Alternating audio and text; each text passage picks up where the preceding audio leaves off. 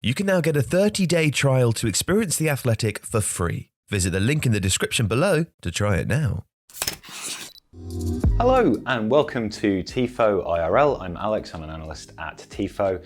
Today we're going to look at Jadon Sancho and how he started his career at Manchester United.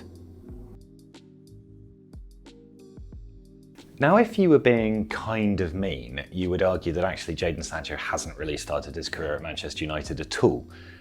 He started 2 Premier League games for a total of 236 minutes. He's also made sub-appearances in a number of others. He started 2 Champions League games and played 110 minutes in total. But there are signs that he is starting to become the kind of player that Manchester United paid all that money for from Borussia Dortmund. And there are also a couple of really interesting reasons why maybe he's found the adaptation a little bit harder. So let's look at the board. This is the system that Man United had for probably about 2/3 of the second half against Everton. And this is when Sancho has really looked pretty good for United in an attacking sense. Obviously, he's still yet to register a goal or an assist this season, but there were signs that that kind of thing might be coming.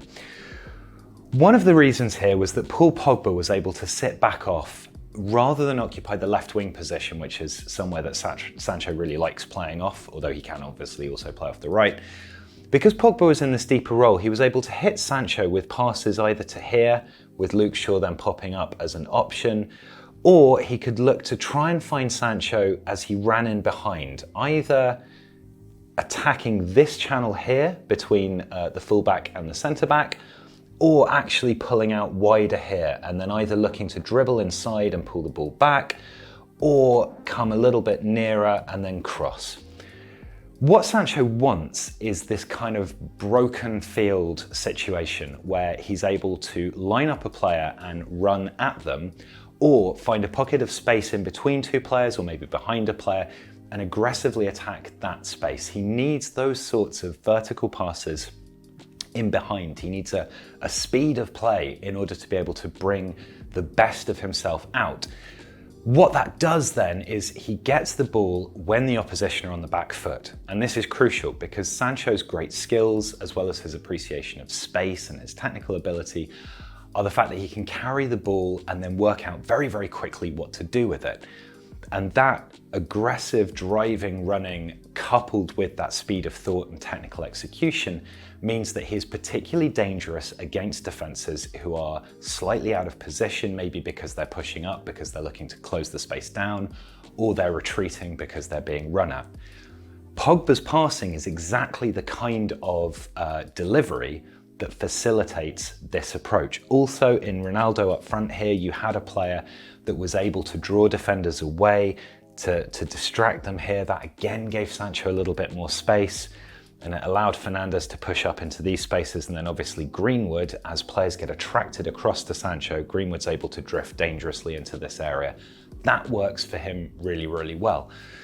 The problem that United have is that, generally speaking, Pogba is not playing in a double pivot scenario here. And that's partly because Pogba is actually working really well in the left wing space, where he's able to then push inside here, create these nice kind of triangles with Luke Shaw and so on.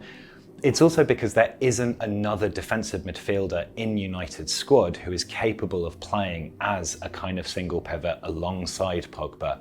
McTominay, Fred, Nemanja Matic, they all have pluses, they also have minuses, and those mean that Pogba's not going to play in a double pivot that often. This was very much a response to the circumstances of that particular game.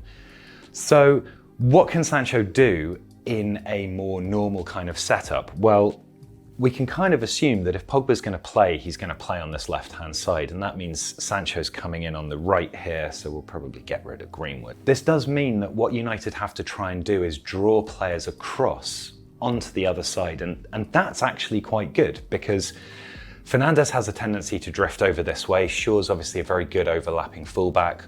Pogba can kind of come inside here or stay a little bit wider, and that should facilitate players moving across like this and leaving Sancho out here relatively isolated on the right-hand side, which means that if the ball is then moved quickly through the lines, or if Pogba drops in and launches one of these raking passes over the top, that Sancho can attack this way, and pull back or dribble inside, that again should release him and allow him to flourish. So I think what we can see with Sancho is a player who is slowly adjusting to the English league, and I'll talk a little bit about some differences between Dortmund and Man United in a second, but also somebody who is basically trying to force his way into quite a well-established attacking setup with a lot of quality and positions filled by players like Pogba who can't really go anywhere else. Greenwood could play as a single striker, but he's got Ronaldo and Cavani kind of ahead of him in the queue. Obviously, Martial is also being used occasionally on the left-hand side. And so it's difficult. You would think that maybe Sancho can force his way in on the right, but then where does Greenwood go? So a lot of this is to do in terms of Sancho not getting that many starts. A lot of it is to do with the fact that United are just kind of saturated up here. When he has come on, and particularly in that game against Everton, the way that United was set up with Pogba's passing from deep actually showed glimpses of what Sancho can do. He's able to set up opportunities for others, he's able to carry the ball, and he's able to get into really interesting attacking spaces, either down here like this, or in this sort of area attacking inside. If we go to the notebook quickly, and I've written these things down so I don't forget them, it's very interesting to compare Dortmund and Manchester United in terms of how much of the ball they had and also the kinds of passes that Sancho would receive. Now, what's really interesting is that on a per 90 basis, Sancho is getting the ball as much for Man United as he did for Dortmund last season, in terms of progressive passes and in terms of passes generally. So it's not that Sancho's being overlooked. When he comes onto the pitch, he is getting the ball. He is certainly being brought into the way that United are playing. It's not like the new kid is sort of sat on the sides going, oh, I'm not quite sure how I fit in here. They are using him in a similar kind of way, but there are two massive differences that Sancho is having to encounter. The first is that Dortmund were more aggressive defensively. So Dortmund made maybe 15 to 20 ball recoveries per match more than Manchester United are doing this season, last season. And some of those ball recoveries would be by Sancho or would be near enough to him that he could then gather them up and transition immediately into a counter-attack. He also made a number of interceptions himself. His defensive output for Dortmund, which is obviously quite a pressing team and quite a dominant team in Germany, was much more significant than it has been for United so far. And the reason that works for Sancho is that if he is playing in a pressing and counter-pressing team who are looking immediately to win possession back and are looking to harangue the opposition, the ball's going to break. It's going to break when the opposition are disorganized, and that is a really, really fertile opportunity for Sancho to then start breaking into space and attacking players. The second point is that Sancho has definitely been targeted by Premier League defenders. If you look this season at who is most pressed within Manchester United's team, by which I mean the player who receives the most attention from the opposition in terms of pressuring when they're on the ball, Jadon Sancho is third per 90 for that. So oddly enough, Diego Dalot is highest. Next is Paul Pogba, then is Sancho. Now, whether that's because of the game situations that he comes into, or whether it's because Premier League defenders are looking at somebody who's come over from a different league with a high reputation but hasn't quite settled in and is quite young, etc., and is also a massive threat. Let's not forget that Jadon Sancho is an elite player. But they are really, really making an effort to squeeze him when he is in possession. And what that means is that while he's getting the ball quite a lot, and while he is also being able to recycle the ball quite ably, he is not getting the time and space that he was getting for Dortmund to then be able to attack space, to turn, to run with the ball, to make little pass and moves and that kind of stuff. And it's interesting because this is something that Solskjaer has himself highlighted. He said that one of the things that Sancho is looking to adapt to is the pace of the Premier League. Now, that may not be like straight line running speed or speed of thought, but what it definitely does mean for Sancho is the aggressive nature and speed with which he is pressed by opposition defenders.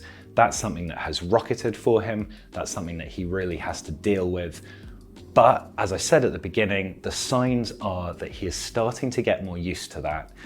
And although there is a queue of genuinely good players ahead of him, it looks like Jadon Sancho's start at Man United, which has so far, as I said, yielded no goals and no assists, will soon start to yield both of those things. This is a world-class player.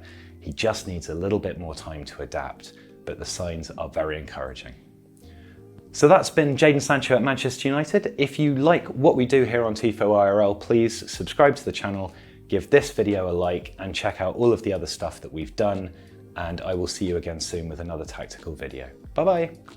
If you like this video, please consider subscribing to the channel. The Athletic is home to some of the world's best sports journalists, including David Ornstein, Daniel Taylor, Ollie Kay, Amy Lawrence, and Rafa Honigstein. There are journalists dedicated to each Premier League team, so every fan gets the coverage they deserve, not just the big clubs. And you can try it for free now for 30 days. See the link in the description.